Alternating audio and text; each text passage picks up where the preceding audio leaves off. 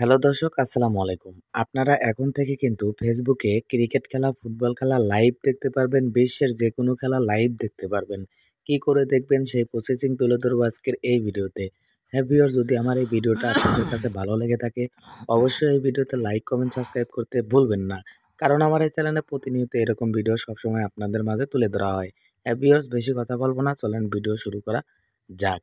আপনারা শুরুতে কি করবেন? শুরুতে ফোন গ্যালারিতে চলে যাবেন, তারপরে ফেসবুক অফিসিয়াল অ্যাপটা ওপেন করে নিবেন। ফেসবুক অফিসিয়াল অ্যাপটা ওপেন করার পরে আপনাদের মাঝে একটু লোডিং নিবে। লোডিং নেওয়ার পরে এরকম একটা ইন্টারফেস শো করবে। এখান থেকে জাস্ট কি করবেন? এখান থেকে আপনারা এই অপশনে ক্লিক করে দিবেন। টিভি দেখতে পাচ্ছেন টিভি? এই টিভি অপশনে ক্লিক করে দিবেন।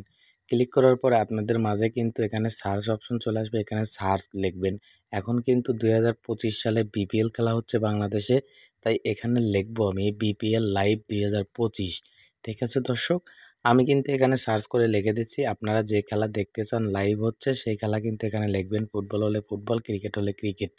ঠিক আছে দর্শক? আমি বিপিএল ক্রিকেট খেলা দেখবো, সেজন্য আমি লিখলাম বিপিএল লাইভ ২০২৫ লিখে সার্চ করলাম। দেখেন এইমাত্র লাইভ হচ্ছে ঢাকা মিরপুর স্টেডিয়ামে। এই খেলাগুলো সরাসরি সম্প্রচারিত করা হচ্ছে এই সব গ্রুপ থেকে, এই সব চ্যানেল থেকে।